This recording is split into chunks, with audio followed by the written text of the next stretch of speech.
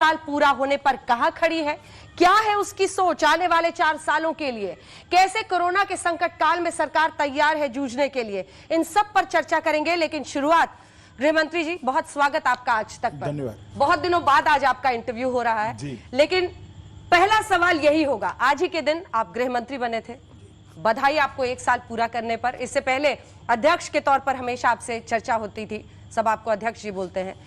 पहला सवाल यही कि अपनी सरकार की सबसे बड़ी कामयाबियां अगर गिनाने के लिए हम आपको कहें तो 3 ऐसी कौन सी बड़ी कामयाबी आपको दिखाई देती है जो आपने 1 साल में बतौर गृह मंत्री हासिल की? देखिए, मैं सबसे पहले आपको एक बात बता दूं कि ये सरकार को 1 साल के आइसोलेशन में मत देखिए। नरेंद्र मोदी जी के नेतृत्व में 2014 से भारत को अपने विकास के मार्ग पर प्रशस्त करने का एक यात्रा शुरू हुई।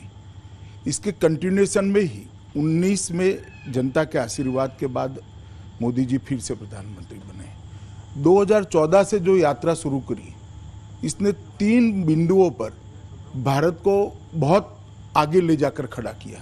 सबसे पहले 60 करोड़ गरीब, दलित, आदिवासी पिछड़ों के जीवन के अंदर उनके जीवन स्तर को उठाने के लिए प्रयास किए गए। दूसरी बात, इतने बड़े देश के अर्थतंत्र को एक ही धारा में लाने का काम ये 2014 से 19 के बीच में किया गया और $5 ट्रिलियन की इकोनॉमी का एक लक्ष्य रखकर हम आगे बढ़े। और तीसरी बात, भारत की सुरक्षा, भारत का सीमाओं की रक्षा और भारत के गौरव, ये तीनों को सुदृढ़ करते हुए भारत को गौरवशाली बनाने का प्रयास किया गया। मैं थोड़ा डिटेल में इसलिए बताना चाहता हूं कि इसी परिप्रेक्ष्य में आप ये दूसरे कार्यकाल को देख सकते हैं। 60 करोड़ गरीब परिवारों के घर में बैंक अकाउंट नहीं था, लगभग 36 करोड़ बैंक अकाउंट खोल दिए गए। 2.5 करोड़ लोगों से ज़्यादा लोगों को घर दिया गया। 10 करोड़ से ज़्यादा लोगों के घर में बिजली पहुंचाई गई।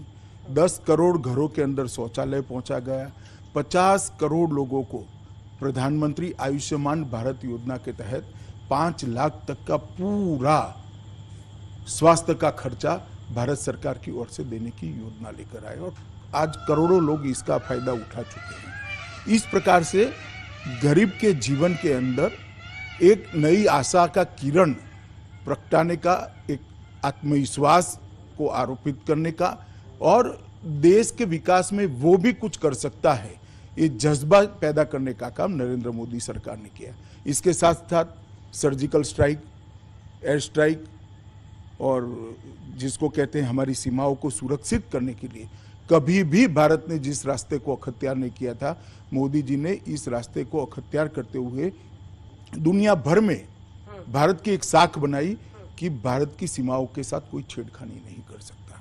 जीएसटी लाने का काम किया, बहुत सारे रिफॉर्म्स लाकर हमारे अर्थतंत्र के सभी पैरामीटर्स को एक जगह पे पहुंचाने का काम किया और उसके बाद में एक प्रचंड जनादेश ये सारे कामों के आधार पर फिर से एक बार मिला और 19 में मोदी 2 की शुरुआत हुई। मोदी 2 की शुरुआत ही जल शक्ति मंत्रालय की रचना से हुई। जल शक्ति मंत्रालय जो पहले गरीबों के कल्याण के लिए एक श्रृंखला जो बनी थी, इसके अंदर एक कड़ी के रूप में जुड़ा कि अब भारत के हर नागरिक को 2022 तक हम पाइपलाइन द्वारा शुद्ध पीने का पानी पहुंचाएंगे। मैं मानता हूं कि भारत जैसे बड़े देश के लिए ये बहुत महत्वाकांक्षी प्रोग्राम है और मोदी जी ने शुद्ध पीने के पानी की योजना देने के साथ ही स्वास्थ्य, पानी, बिजली, घर, उनको शौचालय, इस सारी चीज़ें देकर 60 करोड़ गरीबों के जीवन स्तर को ऊपर उठाने की जो एक प्रक्रिया थी, इसको समाप्त किया है। इसके साथ सीडीएस की भी रचना का वर्षों से लंबित कार्य पूरा कर दिया गया। ढेर सारे रिफॉर्म्स ये 1 ही साल के अंदर कर दिए गए और मैं मानता हूं कि ये 1 साल के अंदर, चाहे मछुआरों के कल्याण के लिए अलग मंत्रालय बनाना हो, ब्लू इकोनॉमी का एक नया कंसेप्ट देना हो और अंत में आत्मनिर्भर भारत का नारा देकर भारत की 130 करोड़ की जनशक्ति को भारत के विकास के साथ भारत के अर्थतंत्र को गति देने के लिए लगाना हो, ये सारी चीजें यही 1 साल में हुई। इसके साथ साथ ढेर सारे इश्यू थे जो 60 साल से लंबित थे, जैसे धारा 370, 35 से श्री राम जन्मभूमि का मसला हो, ढेर सारे इश्यू 60 साल से पेंडिंग थे। मुस्लिम महिलाओं को ट्रिपल तलाक हटाकर न्याय देने की प्रक्रिया हो, ये सारे इश्यू को भी एक ही साल के अंदर समाप्त कर कर एक छलांग लगाकर हम अखंड भारत की दिशा में, अखंड भारत, एक भारत की दिशा में और सुरक्षित भारत की दिशा में और सामाजिक न्याय की दृष्टि से जो शुरुआत 2014 में की थी ट्रिपल तलाक लाकर उसको आगे बढ़ाने का काम मोदी जी ने किया है। तो मैं मानता हूं कुल मिलाकर पहले 5 साल और मोदी 2 का 1 साल भारत के इतिहास में बहुत परिवर्तनकारी रहा है, भारत को विकास की पटरी पर पहुंचाने वाला रहा है और इसके साथ साथ दुनिया में भारत के गौरव को दुनिया के सामने प्रस्तापित करने वाला रहा है। और ये मोदी जी का ही नेतृत्व का कमाल है कि आज कोई भी मसला हो, चाहे अर्थतंत्र पर चर्चा होती हो, चाहे पर्यावरण पर चर्चा होती हो या चाहे कूटनीतिक मामलों पर चर्चा होती हो, भारत के प्रधानमंत्री क्या बोलते हैं इसकी राह पूरी दुनिया देखता है। मैं आपको एक छोटा सा उदाहरण देना चाहता हूँ। आरसेप की चर्चाएं बहुत आगे निकली थी, बहुत आगे निकल गई। सबको लगता था अब क्या चाह रहा है आरसेप करे बगैर, मगर भारत के छोटे उद्योग, छोटे व्यापारी, भारत के किसान, भारत के मजदूरों के हित में मोदी जी ने कड़ा फैसला लिया और आरसेप से हम बाहर आए। ऐसे दृढ़ निश्चयी फैसलों के कारण 6 साल में एक बहुत बड़ी यात्रा हमने काटी है और मैं पूर्ण विश्वास के साथ कहना चाहता हूं, कोई भी न्यूट्रल व्यक्ति अगर इसका आकलन करेगा तो 60 साल बनाम 6 साल हमारा पलड़ा भारी होगा। ठीक है, आपने विस्तार से प्रधानमंत्री के काम का जिक्र किया, लेकिन 2-3 ऐसे फैसले थे जिसमें धुआंधार बैटिंग की शुरुआत आपने की और आपकी छाप दिखी उन फैसलों में, चाहे अनुच्छेद 370 35A का हटना हो या CAA का लाना हो। इन पर मैं बाद में चर्चा करूंगी क्योंकि MHA की गाइडलाइंस आज ही आई हैं कोरोना को लेकर, इसीलिए मैं उसके साथ शुरुआत करना चाहती हूं क्योंकि आपकी नजर से सभी लोग समझना चाहेंगे कि कोरोना काल में जब हम लॉकडाउन 4 के बाद अनलॉक 1 में जा रहे हैं तो उसका अर्थ क्या माने देश, क्या है सरकार की सोच, क्या अब आप लोगों पर छोड़ रहे हैं कि वो सावधानी से चलें तो सुरक्षित रहेंगे? देखिए अन्ना जी, आज तक आजाद भारत में जितनी भी महामारी आई या जितनी भी कुदरती आपदाएं आई, इसमें सरकारें लड़ी हैं, इसके खिलाफ सरकारें लड़ी है, अच्छे से लड़ी है। मेरा ये दावा नहीं कि सिर्फ नरेंद्र मोदी सरकार अच्छा काम कर रही है या अच्छे से इसके सामने लड़ी, मगर एक परिवर्तन है। हर बार सरकारें लड़ती थी, इस बार पूरा देश लड़ा है। सबसे पहले जनता कर्फ्यू, उसके बाद दिया जलाकर कोरोना के ग्रसित लोग हैं इनके लिए ईश्वर से प्रार्थना करना, उसके बाद थाली बजाकर कोरोना, घंटी बजाकर कोरोना के जो वॉरियर्स हैं इनके समर्थन में खड़ा होना। तीनों सेनाओं ने कोरोना वॉरियर्स का सम्मान किया, पुलिस के जवानों ने कोरोना वॉरियर्स का सम्मान किया। एक राष्ट्र एक जन एक मन, इस सूत्र को चरितार्थ मैंने पहली बार इतने सालों में होते हुए देखा है। किसी भी प्रकार की आपदा हो, पूरा राष्ट्र जब एकजुट होकर इसके खिलाफ लड़ता है तो नतीजे अच्छे ही आते हैं और मोदी जी ने पूरे राष्ट्र को एक साथ जोड़कर कोरोना की लड़ाई लड़ी है। इसका परिणाम देखिए, भारत में प्रति 10 लाख की आबादी 12.6 लोग आज तक कोरोना से संक्रमित हुए हैं। वैश्विक औसत 77.6% है, जिसको विकसित देश कहते हैं। ऐसे देशों में जैसे अमेरिका तो 542 है, जर्मनी 217 है, ब्राजील 195 है। हम इनसे बहुत नीचे रहे हैं। तो ये आंकड़े ही बताते हैं कि हम ये लड़ाई को बहुत अच्छे से लड़े हैं। जहां तक मृत्यु का दर है, भारत में 2.8% है और विश्व का 6.19% है। मृत्यु के दर में भी हम बहुत पीछे हैं और मृत्यु प्रति 1 लाख देखें तो भारत में 0.3 है और बाकी देशों में वैश्विक औसत 4.7 है, अमेरिका की 31.6 है, जर्मनी की 10.6 है और ब्राजील की 12.1 है। अब ये आंकड़े बताते हैं कि लड़ाई हम अच्छे से लड़े हैं। और मैं फिर से एक बार रिपीट करना चाहूँगा कि भारत की जनता अगर मोदी जी को अपील को साथ न देती, भारत की जनता मोदी जी की लड़ाई के साथ खड़ी न होती, तो ये लड़ाई इतने अच्छे से हम नहीं लड़ सकते। सारी राज्य सरकारें, सारे अलग अलग दलों के करोड़ों कार्यकर्ता, भारतीय जनता पार्टी के करोड़ों कार्यकर्ता और कुल मिलाकर 130 करोड़ लोगों ने ये लड़ाई को आगे ले जाना तय किया। इसी का परिणाम है कि आज हम इतनी अच्छी स्थिति में खड़े हैं। कोरोना का संकट है, नुकसान भी हुआ है, तकलीफें भी बहुत लोगों को हुई है, जान भी बहुत लोगों को गई है, मगर इसको विश्व के सापेक्ष में अगर देखते हैं तो हमें लगता है कि ये लड़ाई मोदी जी के नेतृत्व में बहुत अच्छे से लड़े हैं। आपने लेकिन कहा कि सभी पार्टियों का भी सहयोग मिला और सभी पार्टियों के कार्यकर्ता, सभी राज्य सरकार मिलके, लेकिन अंदर की बात तो ये है जी। मैं एक बात, हाँ। कुछ वक्रदृष्टा लोगों को साइड पे रख दीजिए। कौन कौन? मैं नाम नहीं दूंगा, उचित भी नहीं होगा नाम देना, क्योंकि लड़ाई सबको साथ में रखकर लड़नी है। परंतु ये देश का फेडरल स्ट्रक्चर, अलग अलग राज्यों की सरकारें अलग अलग दलों की बनी हुई, ऐसा तो नहीं है कि पूरे देश में भारतीय जनता पार्टी की सरकार है।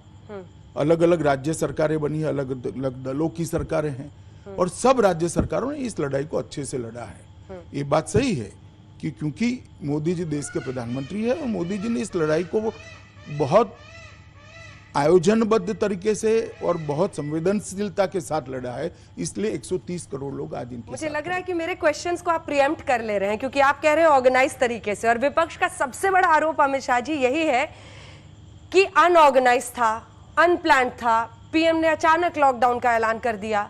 राहुल गांधी कहते हैं कि पॉज बटन है, फिर अब उन्होंने कहा है लॉकडाउन फेल हो गया है। तो विपक्ष का ये नजरिया है लॉकडाउन को लेकर, क्या वाकई अनप्लान्ड लॉकडाउन था जिसकी वजह से मजदूरों की समस्या हुई? देखिए, मैं प्रवासी मजदूरों की समस्या के लिए भी बाद में डिटेल जवाब दूं। पहले मैं ये बात कहना चाहता हूं, मैंने कहा ना कि कुछ वक्रदृष्टा लोगों को छोड़कर सभी लोगों ने इसको सराहा है। देश की जनता आज मोदी जी के साथ खड़ी है, और इसी का परिणाम है जो मैंने आगे आपको आंकड़े कहे। वो आंकड़े बताते हैं कि हम विश्व की तुलना में बहुत अच्छे से लड़ाई को लड़े हैं, और आगे पर भी लड़कर विजयी होकर आत्मनिर्भर भारत के निर्माण के अंदर हम जरूर सफल हों। लेकिन ये 8 जून से, जो मैं इस पर वापस लौटूंगी, 8 जून से जो सर हम मॉल्स तक खुल रहे हैं, धार्मिक स्थल खुलेंगे, एक बड़ी चुनौती थी लॉकडाउन 1 को इन्फोर्स करना। अब अनलॉक 1 उससे भी बड़ी चुनौती होगी, क्योंकि नियमों का पालन कराना होगा, हर जगह ये सुनिश्चित करना होगा कि कोई भी इसको कोरोना अपने आप में ही चुनौती है, क्योंकि ना इसका टीका बना है ना दवाई बनी, तो अपने आप में ही चुनौती है। चुनौती नहीं है ऐसा मेरा नहीं कहना है, मगर हम चुनौती के सामने लड़ेंगे और सफल भी होंगे, ये हमें विश्वास है। अनलॉक 1 को कैसे समझे आम दर्शक जो आपको इस वक्त सुन रहा होगा? देखिए, अनलॉक 1 संयम के साथ गतिविधियों को चालू करना है, सावधानी के साथ कोरोना पर विजय प्राप्त करनी है, और सबके सहयोग से इस संकट से बाहर निकलने का नाम है अनलॉक 1। अब देश के जिस हिस्से के अंदर ज्यादा कोरोना की बीमारी हो, कंटेनमेंट जोन राज्य बनाएंगे, वहां पर सारी जो प्रतिबंध है वो लागू रहेंगे, और जहां पर समस्या थोड़ी सरल हुई है वहां पर गतिविधियां भी बढ़ेगी, जीवन भी फिर से पुनः दौड़ता होगा, और हम आगे बढ़ेंगे। अनलॉक 1 के ऐलान के पहले लेकिन राजनीति का अनलॉक हो गया था। आज आप राहुल गांधी पर डायरेक्टली बोलने से क्या थोड़ा सा बच रहे हैं? ना, ऐसा नहीं। मैंने कहा ना कि हर एक का अपना अपना नजरिया होता है। मेरा नजरिया ये है, मेरी पार्टी का नजरिया है, प्रधानमंत्री जी का नजरिया ये है कि देश एकजुट होकर ये लड़ाई लड़ा है, और अगर कुछ वक्रदृष्टा लोग देश की एकजुटता के अंदर गलत बयान कर कहीं पर भी दरार खड़ी करना चाहते, मैं नहीं मानता कि देश की जनता इनके साथ है। राज्य सरकारों के साथ चूंकि आप समन्वय कर रहे थे, तमाम चीफ मिनिस्टर्स, इससे पहले पीएम खुद बात करते थे, आप उस मीटिंग में रहते थे, बट इस बार लॉकडाउन 4 के अंत की तरफ आपने खुद तमाम मुख्यमंत्रियों से बातचीत की और फिर पीएम को ब्रीफ किया। राज्यों की क्या इच्छा थी, वो क्या उनके साथ समन्वय में कहीं दिक्कत आई? देखिए, प्रधानमंत्री जी ने 5 बार सभी राज्यों के मुख्यमंत्रियों के साथ वीडियो कॉन्फ्रेंस के माध्यम से मीटिंग करी है, हर बार मेरी भी बात होती थी, कई मुख्यमंत्री प्रधानमंत्री जी को भी संपर्क करते थे, कई बार प्रधानमंत्री जी भी मुख्यमंत्रियों से बात करते थे, और ये तालमेल के कारण ही आज हम यहाँ पर पहुंचे हैं। परसों भी मेरी सबसे बात हुई है। ये जो आज जो हमारी गाइडलाइन आई है, ये गाइडलाइन सबसे चर्चा करने के बाद है और बाय एंड लार्ज सबकी इसमें सहमति है। पश्चिम बंगाल सरकार, ममता बनर्जी, जिन्होंने कहा है कि हमें सहायता नहीं मिल रही है, अब श्रमिक स्पेशल पर भी मैं उस पर चाहती हूं कि मजदूरों पर अलग से हम लोग चर्चा करें, लेकिन उन्होंने लगातार ये कहा कि जितनी मदद मिलनी चाहिए, राज्यों को पैसा मिलना चाहिए, चाहे वो पंजाब सरकार हो, वहां से शिकायत आई, महाराष्ट्र सरकार हो, ये जो मतभेद हुए, इन पर आपका क्या जवाब होगा? देखिए, मैं नहीं मानता ये कोई बहुत बड़ा मतभेद है। 1,70,000 करोड़ का गरीब कल्याण पैकेज और उसके अलावे भी 12,000 करोड़ रुपया NDRF फंड के भेजे गए, वित्त मंत्रालय के द्वारा भी और 22,000 करोड़ भेजे गए, ढेर सारी सहायता भेजी है। मगर केंद्र सरकार की भी एक मर्यादा है। जैसे मैं आपको बताता हूँ, कुल 41 करोड़ लोगों, 41 करोड़ लोगों को 53,000 करोड़ रुपया सीधा उनके बैंक अकाउंट के अंदर डाल दिया गया है। अब ये सभी राज्यों में गया है, कोई एक राज्य में, सिर्फ बीजेपी शासित राज्यों में नहीं गया है। बंगाल में भी गया है, पंजाब में भी गया है, महाराष्ट्र में भी गया है, केरल में भी गया है, तमिलनाडु में भी गया है, गुजरात, मध्य प्रदेश, राजस्थान और यूपी में भी गया है। लगभग जनधन योजना के जिनके अकाउंट है, ऐसे 20 करोड़ महिलाओं को 20,000 करोड़ रुपया इनके बैंक अकाउंट में ऑलरेडी डाल चुके हैं। जहां तक दिव्यांगजनों का सवाल है, 3 करोड़ वृद्ध और दिव्यांगजनों के अकाउंट में 2800 करोड़ से ज्यादा अमाउंट हमने डाल दी है। मैं मानता हूं ये सभी राज्यों के अंदर जो नीडी लोग हैं, जिनको जरूरत है, उन लोगों तक पहुंचा है। PM किसान योजना के तहत लगभग 8.25 करोड़ किसानों के बैंक अकाउंट में 16,394 करोड़ रुपया डाल दिया हमने। ये भी सब देश के सभी किसानों के वहां पहुंचा है। लगभग जो कंस्ट्रक्शन के काम में श्रमिक जुड़े हुए हैं, ऐसे 2.25 करोड़ श्रमिकों के अकाउंट में 4,000 करोड़ रुपया डाल दिया गया है। और लगभग अनाज की हम बात करें, जो भारत सरकार के द्वारा वितरित किया है, 36 प्रदेशों में लगभग 83.87 लाख मैट्रिक टन अनाज ये 3 महीनों में बांटा गया है। मैं मानता हूं ये सब राज्यों को ही दिया गया है। राज्यों को उनके खर्चे के लिए भी, शुरुआती खर्चे के लिए भी SDRF NDRF के तहत 11,000 करोड़ रुपया दिया गया। वित्त मंत्रालय ने भी अपनी पहली किस्त समय से पहले जारी कर दी, क्योंकि वो इसका समुचित उपयोग कर सके। और अब जो 20 लाख करोड़ का पैकेज हमने घोषणा किया है, वो 20 लाख करोड़ रुपए का पैकेज भी जिन जिन इकाइयों को मिलने वाला है, वो सभी राज्यों में है। लगभग 1.5 लाख टन से ज्यादा तो हमने दलहन भेजी है। ये सारी सहायता राज्यों को भेजी है, ऐसा नहीं है नहीं भेजी है। हाँ, अपना एक नजरिया होता है ज्यादा मांग करना और ज्यादा मोदी जी के साथ अपने राज्य का पक्ष रखना, इसमें मैं कोई बहुत बुराई नहीं देखता। ऐसा होता रहता है, राज्य मांगते भी है। परंतु मैं इतना सुनिश्चित रूप से कहना चाहता हूं कि इतनी बड़ी महामारी में आज तक के किसी भी संकट से ज्यादा पैसा भारत सरकार ने राज्यों को भेजा है। अब आते हैं प्रवासी मजदूरों पर, अमित शाह जी, क्योंकि जब तस्वीरें आने लगी अलग अलग जगहों पर, लोगों ने देखा कि प्रवासी मजदूर कई पैदल ही निकल पड़ रहे हैं 1000 किलोमीटर के सफर पर घर पहुंचने के लिए, और लॉकडाउन की घोषणा हो चुकी थी। अलग अलग देश भर से तस्वीरें आई। इन तस्वीरों ने आपकी सरकार को एक वक्त पर फिर ऐसी सूरत बनी कि आपने बस और ट्रेन का इंतजाम किया, लेकिन सवाल यह है कि ऐसी सूरत क्यों बनी कि परिस्थिति ऐसी एक वक्त पर हाथ से निकल चुकी? देखिए, मैं जरा भी ऐसा कहना नहीं चाहता अंजना जी कि किसी को कोई तकलीफ नहीं पड़ी, पर जिन जिन को तकलीफ पड़ी है इसके लिए प्रधानमंत्री जी स्वयं, मैं भी, मेरी सरकार और मेरी पार्टी, सभी लोग बहुत संवेदना रखते हैं, क्योंकि इनको बहुत तकलीफ पड़ी है। परंतु मैं वास्तविकता की ओर आपका ध्यान दिलाना चाहता हूँ कि लॉकडाउन हुआ उसके 1 महीने तक ये सभी श्रमिक मजदूरों को, हमारा प्रयास था कि थोड़ी तकलीफ पड़ेगी परंतु उनको कोरोना न हो। ये सारे लोग ग्रेजुअली जाएं, ये सारे लोग जब जाए तब वहाँ व्यवस्था बनी हो, वहाँ के अस्पताल सुसज्ज हो, उनको होम क्वारंटाइन सेंटर इनके लिए तैयार हो, इनके लिए डॉक्टर तैयार हो।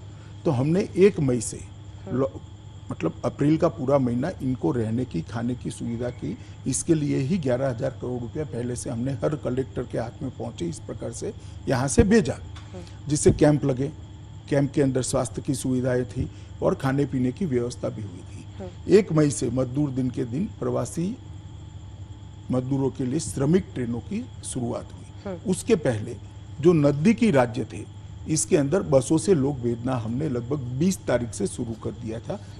दोनों राज्यों की म्यूचुअल कंसर्न से, जैसे गुजरात के लोग राजस्थान गए, महाराष्ट्र के लोग गुजरात आए, महाराष्ट्र के लोग तेलंगाना गए, आंध्र के लोग तेलंगाना गए, पंजाब के लोग हरियाणा आए, हरियाणा के लोग दिल्ली आए, दिल्ली के लोग यूपी गए। इस प्रकार से 41 लाख श्रमिक लगभग 10 मई के पहले अपने अपने गंतव्य स्थान पर पहुंचे।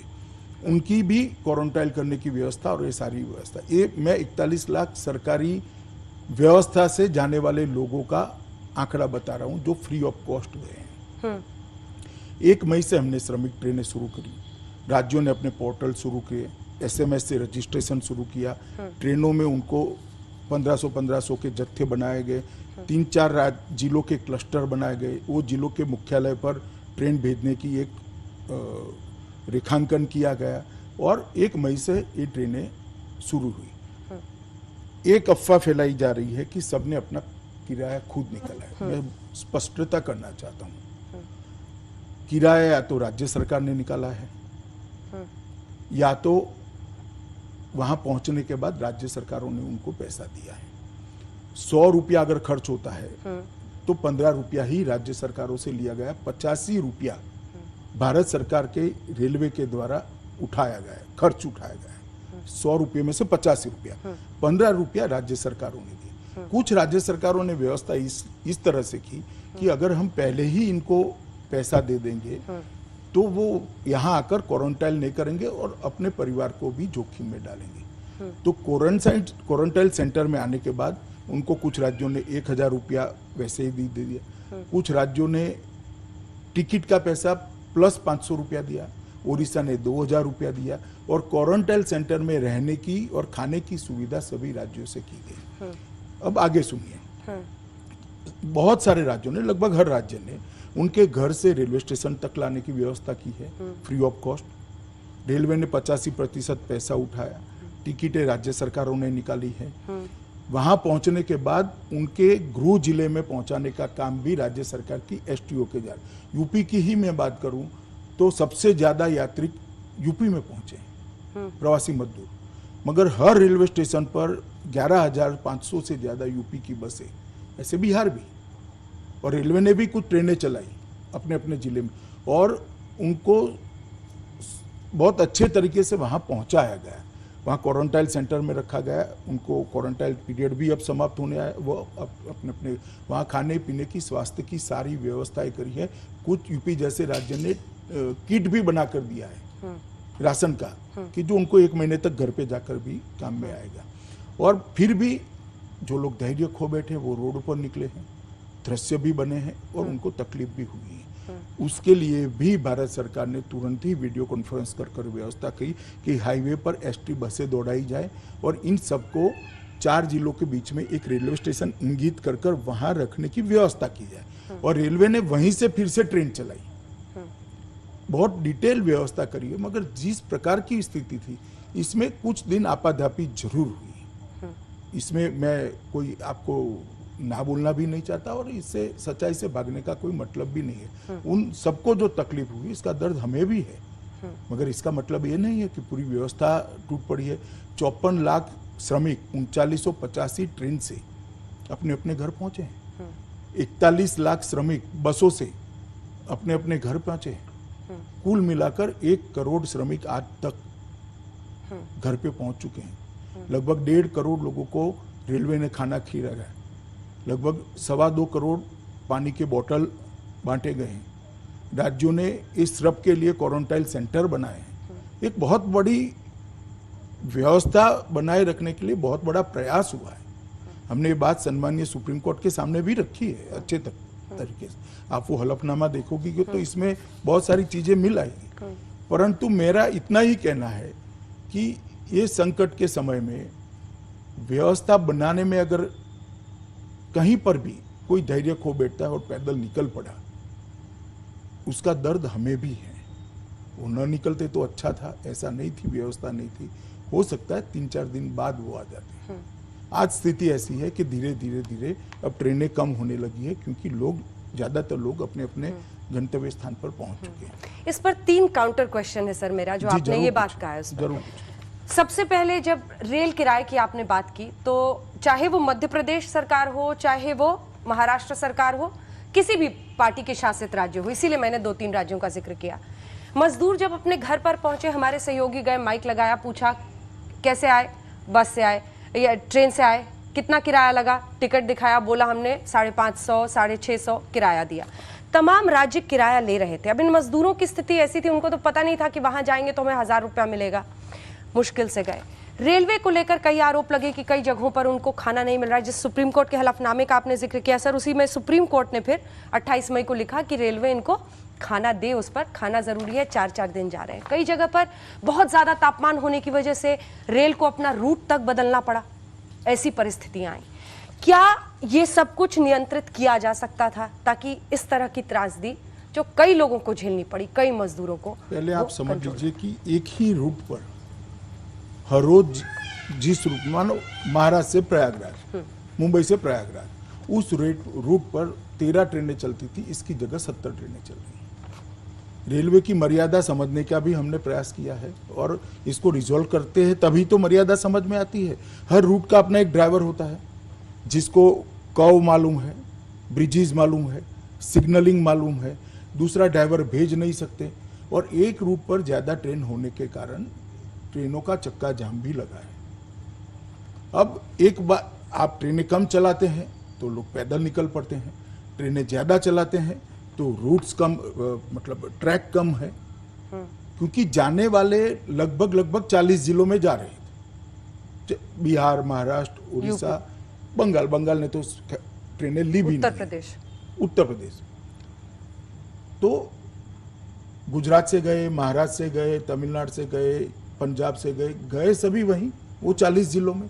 इनकी लाइनों की मर्यादा थी, इसके कारण कई जगह 2-2 दिन, 3-3 दिन के बाद ट्रेनें पहुंची है। परंतु ये ठीक नहीं है कि इनको खाना नहीं दिया, उनको खाना भी दिया गया है और वहां पहुंचने के बाद उनका किराया भी दिया गया है, वो क्वारंटाइन सेंटर में रहने के बाद। इसका उद्देश्य, एकमात्र उद्देश्य था कि वो अपने आप को क्वारंटाइन करें, जिससे उनका गांव और उनका परिवार सलामत रहे।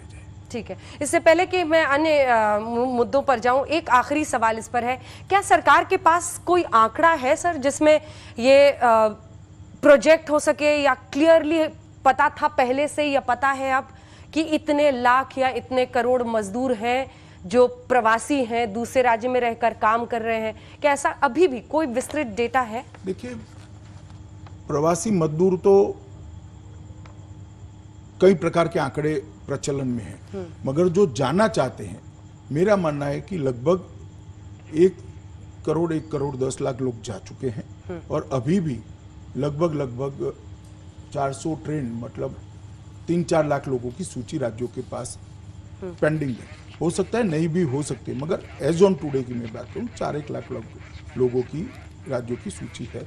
ज्यादातर बंगाल की है, क्योंकि वो थोड़ी ट्रेनें ले रही है ममता दीदी, एक साथ नहीं ले रही है। तो ज्यादातर अब बंगाल और थोड़ा उड़ीसा, क्योंकि वहां चक्रवात के कारण उन्होंने ट्रेनें, गंजाम जिले का ही ज्यादातर प्रवासी मजदूर है और वहां पर चक्रवात का खतरा होने के कारण उन्होंने कुछ दिन ये प्रक्रिया को रोका था। तो ये 2 राज्यों के अब ज्यादा प्रवासी श्रमिक बचे हैं। यूपी और बिहार के बहुत नहीं बचे हैं। मेरे अंदाज से अब 5-6 से 6 लाख लोग बचे होंगे, मगर इसमें और ऐड हो भी सकते हैं। ठीक है, मैं और अब तो 1 तारीख से तो रेलवे रेगुलर भी चालू हो रही है। 250 ट्रेनें अप डाउन मिलाकर रेगुलर भी चालू हो रही है। अब ये प्रवासी मजदूर वापस लौट रहे हैं और आप आर्थिक व्यवस्था को फिर से जान डालने की कोशिश कर रहे हैं। अब कहीं काउंटर चुनौती तो नहीं आ जाएगी? हो सकता है आए, शुरुआती दिक्कतें आएगी, परंतु मुझे भरोसा है कि अपने परिवार को एक बार मिलने के बाद, स्वस्थ होने के बाद परिस्थिति देखकर ये जरूर काम पर लौटेंगे और कई जगह लौटना शुरू भी हुए। कोविड-19 अगर हम देखें तो देश का जो आंकड़ा है वो आपने बताया, हम 1.5 लाख से 1,60,000 के आसपास है और मृत्यु भी हमने 3,000-4,000 के बीच में अभी थामा हुआ है, जबकि मृत्यु दर बाकी देशों में बहुत ज्यादा है। इससे कोई इनकार नहीं कर सकता है, जनसंख्या घनत्व के बावजूद हमने किया है।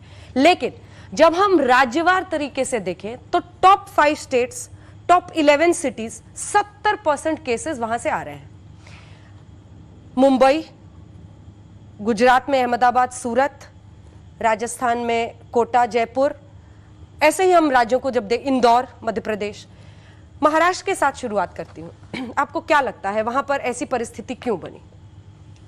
देखिए, मैं आपको एक पैटर्न बताता हूं। जहां जहां कोरोना ज्यादा संक्रमण मिला है, जहां बड़े सेंटर है, जहां आबादी का घनत्व ज्यादा है और कई जगह पे रहने की व्यवस्थाएं भी एक साथ रहना पड़े इस प्रकार की है, वहां पर कोरोना फैला है।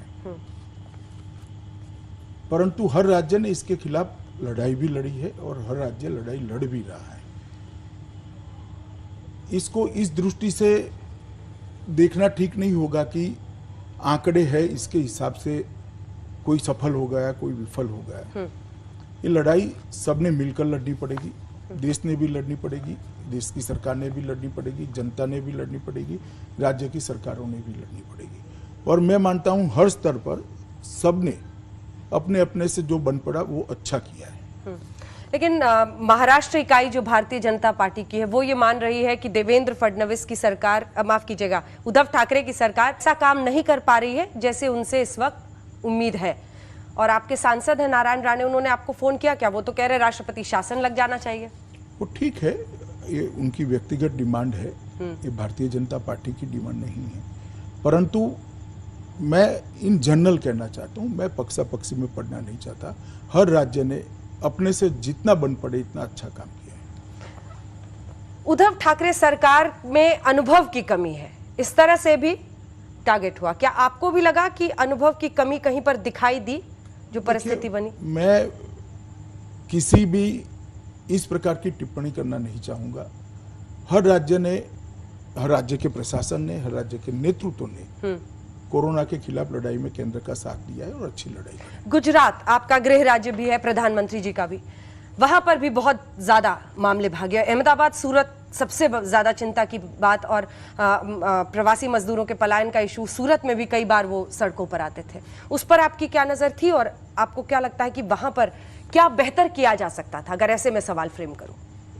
देखिए, जितना बेहतर किया जाना चाहिए था उतना हुआ है और इसी का परिणाम है कि सबसे ज्यादा प्रवासी मजदूरों को सलामत रूप से घर भेजने में गुजरात देश में टॉप पर रहा है। और बाय एंड लार्ज गुजरात से पैदल जाने वालों की संख्या वगैरह भी कंपेरेटिवली कम रही है। अभी भी गुजरात से आज भी ट्रेनें जा रही हैं, हर रोज ट्रेनें जा रही हैं। और अभी गुजरात देश में चौथे नंबर पर है और 10-15 दिनों के आंकड़े धीरे धीरे कम भी होते दिखाई पड़ रहे हैं। दिल्ली में लेकिन आप रहते हैं और दिल्ली में मामले बहुत भाग रहे हैं। बीते एक दिन में 1000 और उसके बाद से आंकड़ा, ये भी बीजेपी के ही आपके नेता, फिर मैं राज्य इकाई की बात करूंगी, उनका ये आरोप है कि केजरीवाल सरकार आंकड़े छिपा रही है, जितने आंकड़े आने चाहिए वो नहीं दिखा रही है अस्पतालों को लेकर। इस पर देखिए, आंकड़े छिपाने से किसी के छिपते नहीं। अगर किसी ने छिपा है तो वो जरूर प्रकट हो जाएंगे। इसलिए मुझे कोई अनुमान करने की जरूरत नहीं। आंकड़े अगर छिपे हैं तो अपने आप आ जाएंगे। परंतु मैं अभी भी एक बात रिपीटेडली कहना चाहता हूं कि सभी राज्य सरकारों ने मोदी जी के नेतृत्व में कोरोना की लड़ाई को मोदी जी से कंधा लड़ाकर मिलाकर लड़ा है। इस वक्त का मुझे लगता है कि आप पूरा इस्तेमाल कर रहे हैं एक ऐसी मिसाल बनाने में कि सभी पार्टियों के साथ मिलकर इस बार देश एकजुट होकर लड़ा है। ये मुझे लगता है सबसे बड़ा टेक अवे होगा आपकी बातों का कोरोना के खिलाफ। देखिए, ये देश की जरूरियात है और ऐसे समय पर देश ने एकजुट होना भी चाहिए और मोदी जी की अपील भी है। लेकिन प्रियंका वाड्रा ने 1000 बसें का प्रस्ताव रखा कि हम फ्री बस देंगे यूपी में। वो भी क्या एकजुटता थी? मैंने पहले भी कहा कि हर एक व्यक्ति अपनी अपनी मर्जी के हिसाब से करता है। मैं जो कह रहा हूँ वो बाय एंड लार्ज कह रहा हूँ। 130 करोड़ देश की जनता का मूड कह रहा हूँ। देश के ज्यादातर राजनीतिक नेताओं का मूड में कह रहा हूँ। तमाम जो मुख्यमंत्री थे उनसे आपने इंटरेक्शन किया। अब कोरोना पर ये मेरा आखिरी सवाल है कि जिसके बाद हम सीए एनआरसी पर चलेंगे और अन्य मुद्दों पर। ये आपको क्या लगता है कौन से मुख्यमंत्री को आपने सबसे ज्यादा प्रोएक्टिव होकर, सुझाव में ही सही, किसकी अंडरस्टैंडिंग या किसके जरिए आपको लगा कि बहुत ज्यादा जनसंख्या की चुनौती के बीच इस मुख्यमंत्री की परफॉर्मेंस में कहूंगा अच्छी थी? देखिए, किसी एक का नाम इंगित करना सरल भी नहीं है, अच्छा भी नहीं है, परंतु बहुत सारे राज्यों ने बहुत अच्छा काम किया है। तो आप लोग थोड़ा डिटेल में जाएंगे नेताओं के बयान से ऊपर उठकर नीचे आंकड़ों में, तो आपको भी मालूम पड़ जाएगा। ठीक है, अब अन्य मुद्दों पर चलते हैं। और जिस धुआंधार बैटिंग की, ओपनिंग की मैंने बात कही थी, उन 2-3 मुद्दों पर आपकी सीधी छाप दिखी। 3 अहम काम जो आपकी सरकार ने किए मेरी नजर में। एक ट्रिपल तलाक, जिसको लेकर आज भी प्रधानमंत्री ने अपने खत में लिखा कि हमने उसको हिस्ट्री के डस्टबिन में डाल दिया है। दूसरा सीएए का लागू होना, और तीसरा 370 और 35A का हटना। इसके साथ ही राम मंदिर के लिए ट्रस्ट भी आपकी सरकार ने अब बना दिया है। तो ये 3-4 बड़े अहम मुद्दे थे। इसके अलावा ब्रेक इस पर कोरोना से लग गया, लेकिन ये जो प्लानिंग थी, आपको लगता है कि ये विरोध का पर भी अभी लॉकडाउन लगा है कोरोना की वजह से, विरोध क्या पूरी तरह से संभल गया है या आने वाले वक्त में जब परिस्थिति सामान्य होगी तो फिर से शुरू हो सकता है? देखिए, जहां तक ये मुद्दों का सवाल है, ये कोई आज के मुद्दे नहीं है। देश आजाद हुआ तब से मुद्दे चलते आ रहे हैं, हर एक मुद्दा। शरणार्थी आजाद पार्टीशन के वक्त से आए हैं। 370 टेम्पररी कर हमारी संविधान सभा ने इसको रखा था। राम जन्मभूमि का केस देश का सबसे पुराना केस था, और 35A भी 370 के साथ जाना ही जाना था। और ये सारे मुद्दे जब से मेरी पार्टी राजनीति में आई तब से मुद्दे। तो आपने कहा इस पर आपका असर है, ऐसा नहीं है। देश के प्रधानमंत्री जी ने दोबारा जनादेश मिलने के बाद 60 सालों से ये सारी समस्याएं देश की एकता और अखंडता के साथ जुड़ी हुई थी, सामाजिक न्याय के साथ जुड़ी हुई थी और जन भावनाओं के साथ जुड़ी हुई थी। ये सभी समस्याओं का निराकरण लाने का निर्णय किया, जिसको मेरे डिपार्टमेंट ने इम्प्लीमेंट किया। जहां तक विरोध का सवाल है, मैं कई बार कह चुका हूं, पार्लियामेंट में भी मैंने कहा है कि सीए पर मैं पूरी चर्चा करने के लिए तैयार हूं। इससे किसी की नागरिकता नहीं जाने वाली है। विशेषकर माइनॉरिटी के भाइयों बहनों को कहना चाहिए, आप किसी की नागरिकता इससे नहीं जाने। सीए में नागरिकता लेने का प्रोविजन ही नहीं है, सीए में नागरिकता देने का प्रोविजन है। और नागरिकता किसको देनी है? जो वहां से प्रताड़ित होकर आए हैं उनको देनी है। लेकिन शाहीन बाग का प्रोटेस्ट सर आपकी बात से तो रुका नहीं, वो प्रोटेस्ट तो चलता रहा। वो तो लॉकडाउन की वजह से जब कानून का उनको दिखाया गया कि अब तो आप नहीं कर सकते, ये एपिडेमिक एक्ट लग गया है, तब वो हटे। देखिए, डेमोक्रेसी के अंदर कोई अपना विषय, कोई अपनी बात डेमोक्रेटिक तरीके से रखना चाहता है तो उसको आज़ादी ही है संविधान के तहत। परंतु मैंने सरकार की ओर से, और मैं बिल को पायलट किया हूं, मैं बिल को समझा हूं, इसलिए मैं कह रहा हूं इसमें किसी की भी नागरिकता जाने का सवाल नहीं।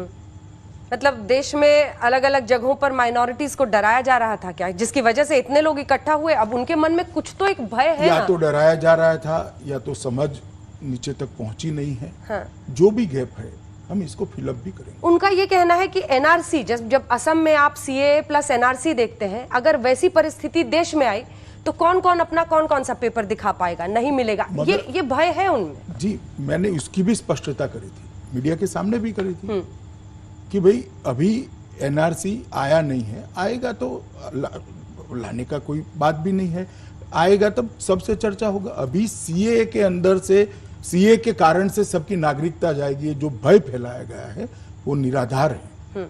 अब जरा अनुच्छेद 370 पर आते हैं। क्या आपको लगता है कि कश्मीर की परिस्थिति ऐसी अब हो गई है कि वो जो एक हम तनावपूर्ण स्थिति थी, हालांकि जब लगने हटाने के बाद स्थिति नियंत्रण में था, लेकिन अब जो परिस्थितियां बन रही हैं, आपको लगता है कि सब कुछ नियंत्रण में है? धीरे धीरे अब ढील होगी लॉकडाउन में, क्या आपको लगता है सब कुछ सामान्य रहेगा? लॉकडाउन के पहले भी ढीली थी, पूरा कश्मीर कर्फ्यू मुक्ति ही था। कहाँ कर्फ्यू था? लेकिन महबूबा मुफ्ती जी तो अभी भी भाई महबूबा मुफ्ती कश्मीर नहीं है ना, महबूबा जी को भी अपने घर में रखा गया है अभी। फारूक अब्दुल्ला जी को, उमर अब्दुल्ला जी को, सबको छोड़ दिया गया है। अब गिने चुने 25-30 लोग हैं। महबूबा मुफ्ती जी पर क्या विचार है आपका? मेरा विचार इसमें नहीं होता है, वहां का स्थानीय प्रशासन परिस्थिति को देखकर निर्णय करता है। आतंकवाद के नजरिए से अगर कश्मीर को देखें तो हाल ही में अभी बहुत बड़ी वहां पर कार के खेप के जरिए जिसमें 40 किलो आईईडी था, उसको पहले से पकड़ा गया है। लेकिन ये अपने आप में एक संकेत भी है कि आतंकी थमे नहीं है, जैश का हाथ है, ये बताया गया, जानकारी दी। वहां सैयद सलाउद्दीन अपनी हरकतें कर रहा है, आईएसआई के साथ टकराव है पाकिस्तान। मतलब ये जो पाकिस्तान की नजर है कश्मीर पर, उसका क्या इलाज है? क्या आपको लगता है कि इससे स्थिति इसका नियंत्रण में इलाज आ तो गई? हो गया 370 निरस्त कर कर। देखिए, मैं आतंकवाद के बारे में कहना चाहता हूं। जब से मोदी जी प्रधानमंत्री बने, श्री राजनाथ सिंह जी पहले गृह मंत्री थे, उस वक्त भी 14 से 19 तक कश्मीर के आतंकवाद को कठोरता के साथ इस सरकार ने नाबूद करने का प्रयास किया था। और आंकड़े आप देख लीजिए, सबसे अच्छे आंकड़े थे। और 19 से 20 में भी यही बात को हमने आगे बढ़ाया है।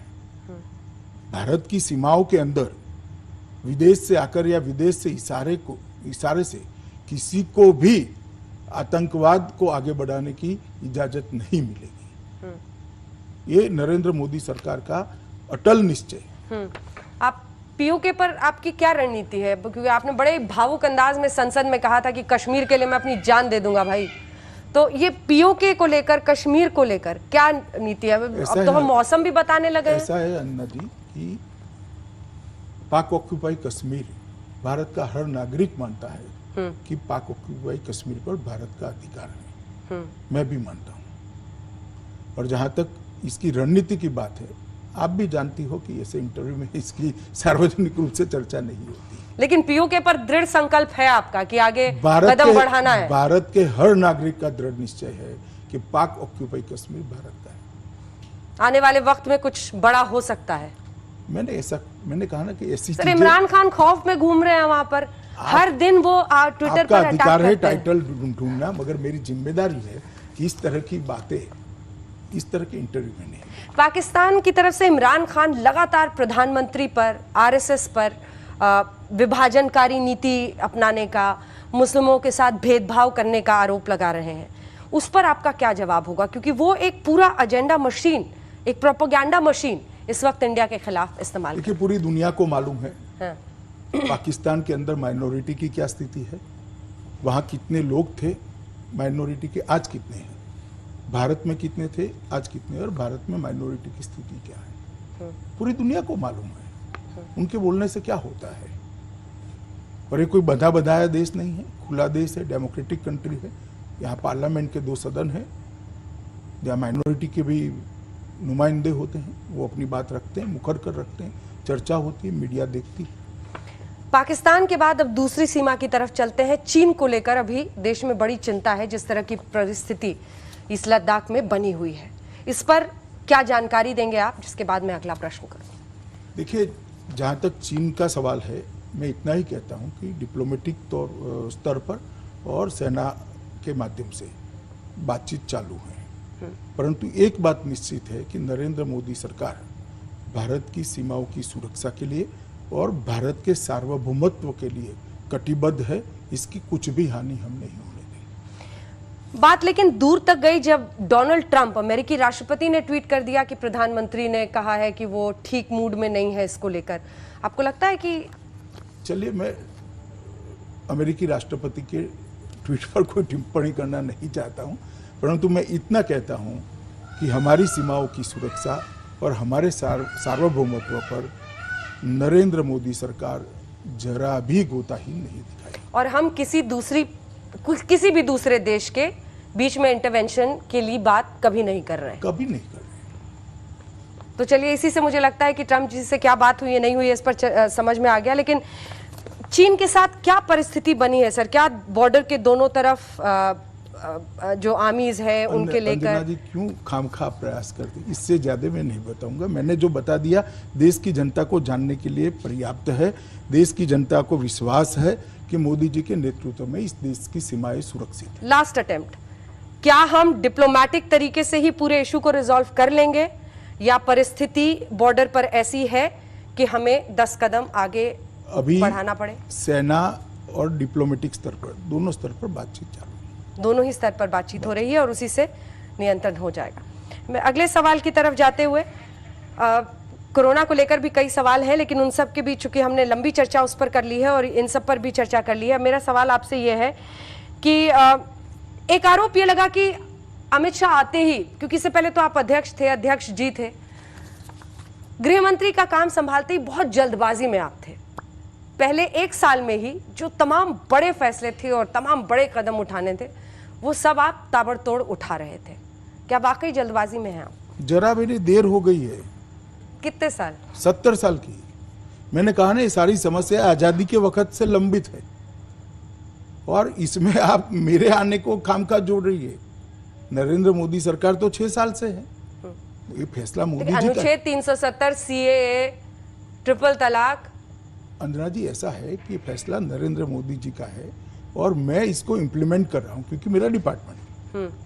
और ये सारी चीजें मेरी पार्टी जब से राजनीति में आई, हमारे हर चुनाव घोषणा पत्र में, हर बार आप हमें सवाल पूछती थी क्यों नहीं करते हो, अब कर लिया तो आप कह रही हो कि जल्दबाजी में हो। एक करने जैसा काम था, इसलिए मोदी जी ने कर दिया।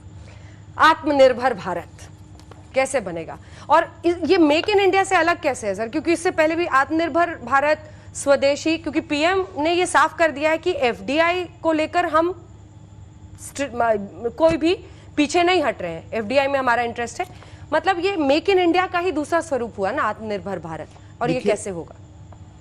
भारत की 130 करोड़ की जनशक्ति को भारत के अर्थतंत्र की गति और देश के विकास के साथ जोड़ने का नाम है आत्मनिर्भर भारत। अगर हर भारतीय तय करता है कि हम भारत में बनी हुई चीजों का उपयोग करेंगे तो मैं मानता हूं हमारे अर्थतंत्र की गति द्रुत गति हो जाएगी। और मैं आज देश की जनता को अपील भी करना चाहता हूं कि भारत में बनी हुई चीजों का ही उपयोग हम करें और भारत के अर्थतंत्र को गति देने के लिए जो मोदी जी का प्रयास है इसके साथ हम खड़े रहें और एक आत्मनिर्भर भारत बने। 130 करोड़ की आबादी हमारी शक्ति बने, हमारा बोझ न बने और ये 130 करोड़ लोग भारत के अर्थतंत्र को गति देने में अपना योगदान दें। मोदी जी ने ढेर सारी नीतियों में भी बदलाव किया है अर्थतंत्र को गति देने के लिए। कोयला के क्षेत्र में, बिजली के क्षेत्र में, इरिगेशन, कृषि के क्षेत्र में, पशुपालन के क्षेत्र में, एक्सपोर्ट इंपोर्ट की पॉलिसी के बारे में, ढेर सारी चीजों को आत्मनिर्भर भारत बनाने की दृष्टि से बदला गया है। और एक कोरोना के पीरियड में भी बहुत सारे फैसले हुए जिसको वित्त मंत्री जी ने अभी सबके सामने रखा था। मैं मानता हूं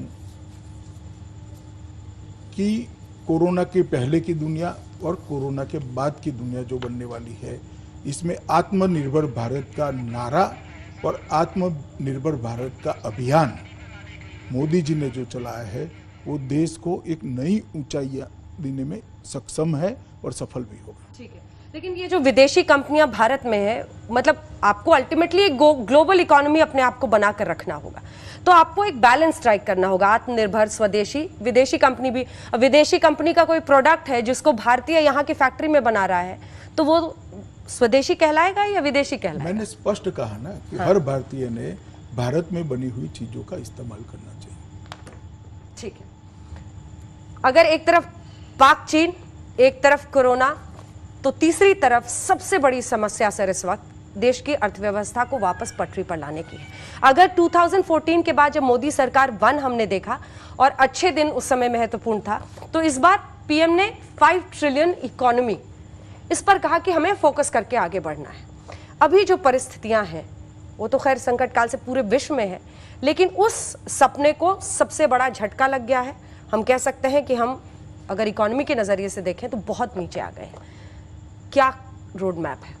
देखिए, कोरोना को हम आने से रोक नहीं सकते थे, क्योंकि ये कुदरती महामारी है, नेचर लाया है इसमें, और इसके कारण विश्व भर की अर्थव्यवस्था को बड़ा झटका लगा है, भारत की अर्थव्यवस्था को भी झटका लगा है। परंतु हमारी अर्थव्यवस्था हमारी 130 करोड़ की आबादी की उपयोगिता की चीजों के साथ जोड़कर अगर हम इसको गति देते हैं तो मुझे विश्वास है कि विश्व के सामने जो संकट है शायद वो भारत के सामने नहीं है।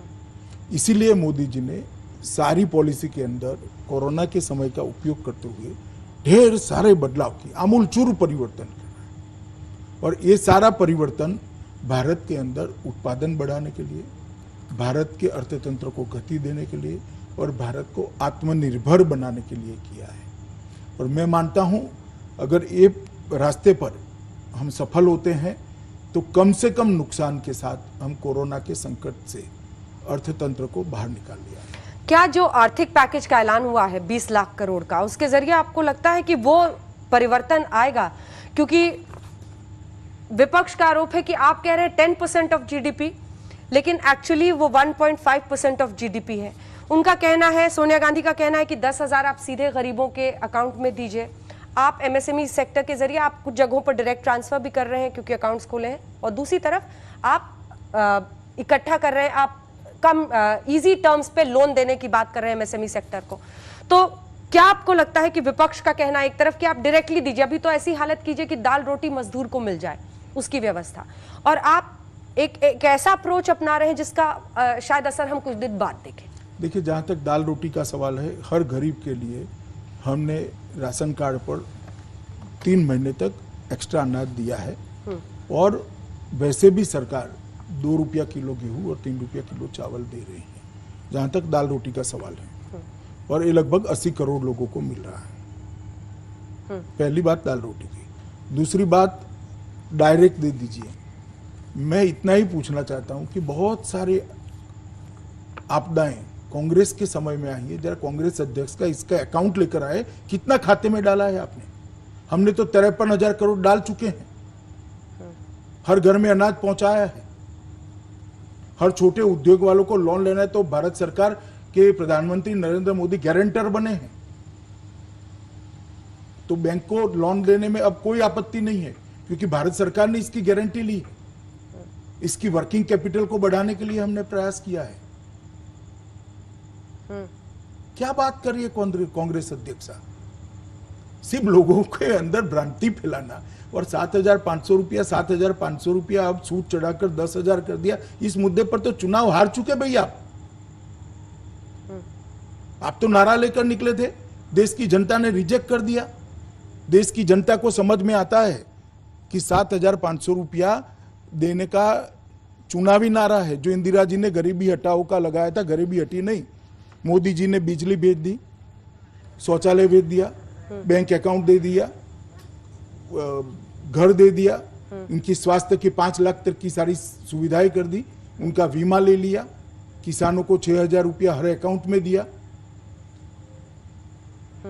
और आप क्या नारा लगा रहे हो भाई? और क्या कर दिया 58 साल इस देश पर शासन पर रहकर?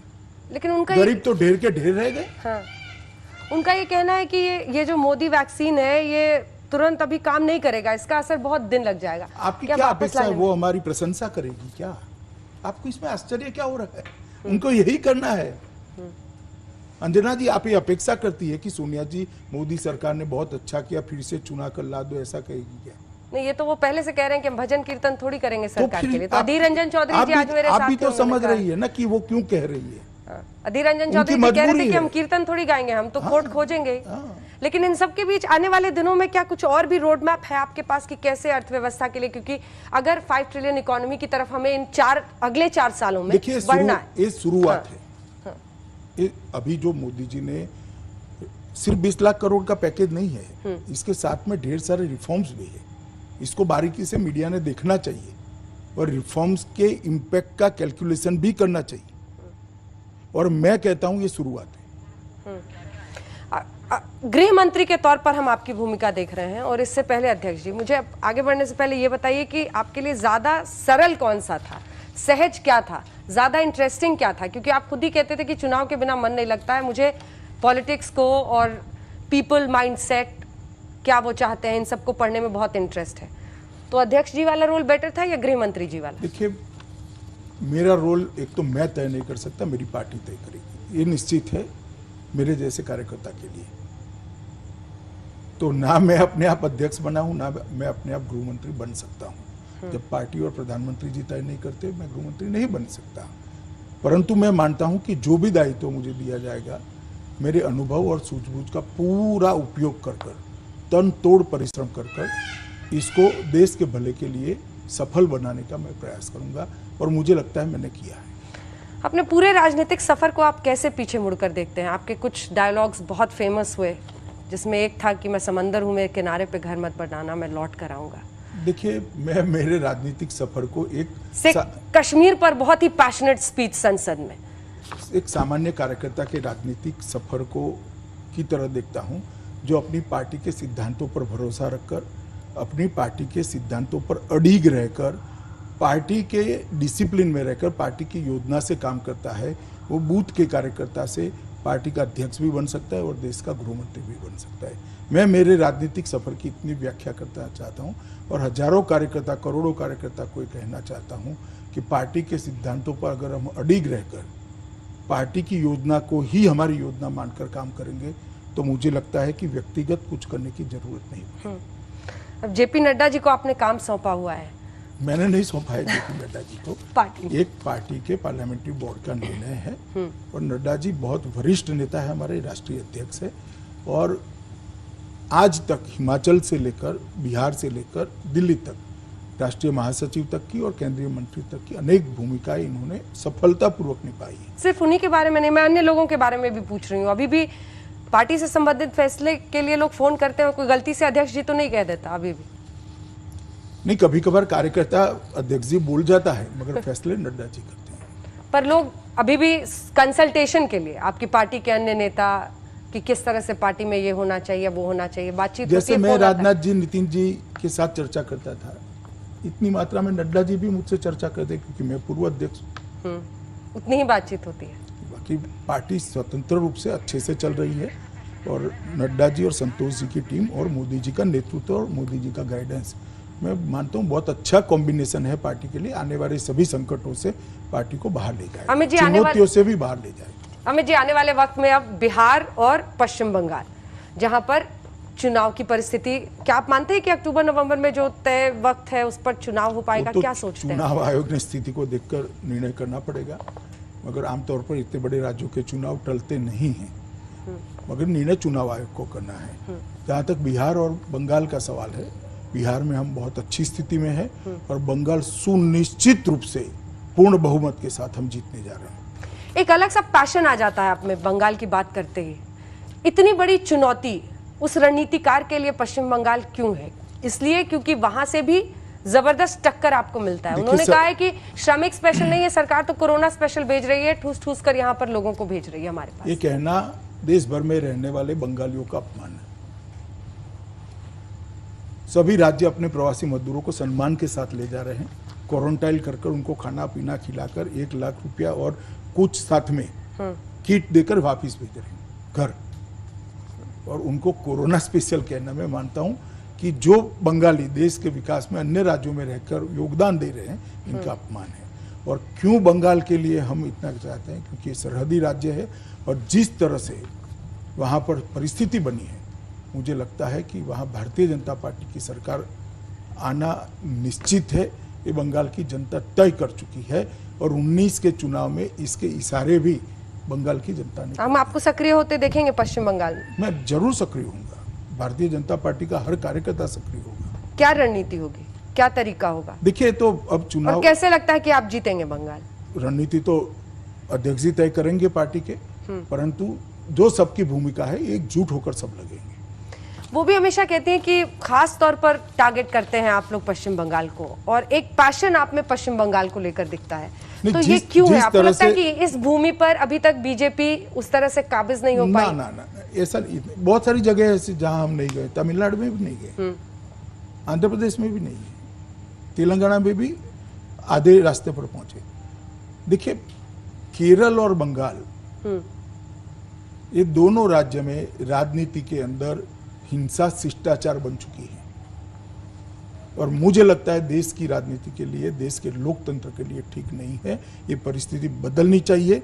जो पार्टियां हिंसा का समर्थन करती है उनको लोकतंत्र के अंदर सत्ता के बाहर होना चाहिए और बंगाल की जनता इस बार निर्णय करेगी। ममता बनर्जी हिंसा का समर्थन करती हैं? मैंने ऐसा नहीं कहा, मैंने ममता जी का नाम भी नहीं लिया, मगर बंगाल के अंदर राजनीतिक हिंसा है, इससे ना आप इनकार कर सकती हो, ना मैं कर सकता हूं, ना बंगाल कर सकता है। तो जो पार्टियां राजनीतिक हिंसा के लिए जिम्मेदार हैं, जिनको बंगाल संभालना था, पहले 27 साल कम्युनिस्टों ने संभालना था, 10 साल ममता दीदी ने संभालना था, मगर हिंसा नहीं गई, बढ़ती गई, दिन प्रतिदिन बढ़ती गई और बंगाल भी पिछड़ता गया। मुझे लगता है कि अब परिवर्तन का समय आ गया। मैं वापस अब कोरोना के कुछ सवालों के साथ इस इंटरव्यू का अंत करूंगी। अगर हम अभी देखें, जैसा मैंने सवाल शुरुआत में ही किया था सर आपसे कि अनलॉक 1 की चुनौती होगी, तो लॉकडाउन के दौरान भी कुछ ऐसी घटनाएं हुई जिनकी वजह से बहुत आंकड़ा बढ़ा, जिनमें से एक निजामुद्दीन मरकज दिल्ली का मामला था।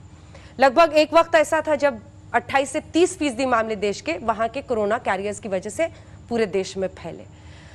क्या आपको लगता है निजामुद्दीन मरकज का वो आयोजन होने से रोकने में दिल्ली पुलिस वक्त पर कदम नहीं उठा पाई? देखिए, निजामुद्दीन में जो मरकज है वहाँ ऐसे कार्यक्रम 365 डेज होते रहते हैं। ये कोई सार्वजनिक कार्यक्रम नहीं था, उनकी मरकज के अंदर कार्यक्रम था और ये कंटिन्यूअस चलता है। परंतु मुझे लगता है कि समय पर इसको रोक देते और मेडिकल हेल्प लेते तो शायद ये स्थिति नहीं। मौलाना साद को भी अभी तक दिल्ली पुलिस पकड़ नहीं पाई है। कई बार लगता है जैसे लुका छिपी का गेम चल रहा है। वो कहते हैं कि आज वहां है, आप टेस्ट करके दिखाओ, फिर वो कहता है नहीं हमने तो टेस्ट भेज दिया है।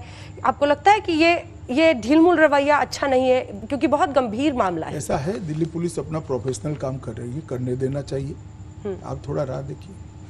कोरोना कैरियर्स पर देश भर में हमने कई जगहों पर हमले देखे, जिसमें इंदौर, मुरादाबाद, कई ऐसी जगह थी, तस्वीरें पथराव तक उन पर हुआ। उसको लेकर सख्त कानून सरकार, आपने भी डॉक्टर से बातचीत की थी, डॉक्टर्स ने कहा था कि आप इसको आपराधिक बनाइए, आपने भी सजा का प्रावधान किया। ये एक बड़ी चुनौती लॉकडाउन के दौरान की रही, उस पर क्या आप देश को ऐसे वक्त पर बताएंगे जिससे लोग आज भी डॉक्टर्स का मन बढ़े, मनोबल? सरकार हर कोरोना वॉरियर के साथ खड़ी है। ऐसी इतने बड़े देश में जितनी भी कुल मिलाकर 70 से 80 घटनाएं सामने आई हैं और हर जगह कठोर कदम उठाएगी, चाहे राज्य सरकार हो, चाहे दिल्ली सरकार हो, मतलब केंद्र की सरकार हो। हमने कठोर कदम उठाए हैं और आगे पर भी उठाते रहेंगे। देश के गृह मंत्री के तौर पर आने वाले 4 सालों के लिए आपका एजेंडा? विपक्ष तो कहता है कि पता नहीं अब कौन सी नई चीज लेकर आएंगे। मतलब ये जब 370 भी था तो दिन तक लोग यही सोचने की कल्पना कर रहे थे कि 35 ये शायद आप हटाएंगे, लेकिन आप 370 का। और क्या क्या है, आप एक बार मन का अपना बता दीजिए कि और क्या क्या चाहते हैं आप, बड़ी बड़ी इच्छाएं क्या हैं आपकी? नरेंद्र मोदी सरकार का एक घोषणा पत्र है, मेरा डिपार्टमेंट भी उसी घोषणा पत्र के आधार पर क्या क्या छूटा हुआ है सर घोषणा पत्र में? सबको मालूम है कि क्या हो गया है, क्या छूटा है। और मोदी जी के नेतृत्व में जैसे जैसे देश आगे बढ़ता जाता है, हर चीज, हर चुनौती एक नए कदम की राह खोलती है और वो कदम मोदी जी के नेतृत्व में तत्काल उठाए जाते हैं। एक सवाल छूट गया था और वो सवाल दिल्ली में जो परिस्थितियां, जो दंगे हमने देखे, उसको लेकर है। कहां तक जांच पहुंची है? क्या हम ये माने कि उसको लेकर भी कोरोना काल में भी वो जांच की प्रक्रिया चालू है? अगर इस बारे में आप हमारे दर्शकों को जांच की प्रक्रिया पूरी गति के साथ चालू है और आपके कार्यक्रम के माध्यम से मैं देश की जनता को, दिल्ली की जनता को इतना ही कहना चाहता हूं कि जिस किसी ने भी दंगे करे हैं और दंगे के षड्यंत्र करने में भी जिसका हिस्सा है, एक भी व्यक्ति बच नहीं पाएगा। सबको कानून सख्त से सख्त सजा कराएगा। ये अब वापस हम आते हैं कोरोना पर, क्योंकि इसी के साथ अंत करेंगे बहस का। ये आपको लगता है कि कोरोना का अंत होगा या इसके साथ जीने की आदत अब डालनी पड़ेगी? ये अनलॉक 1 तो ऐसा ही इशारा कर रहा है कि पहले जान है तो जहान है, पीएम ने शुरू किया, फिर उन्होंने कहा कि जान भी और जहान भी। अब ये अनलॉक 1 से हम क्या समझें?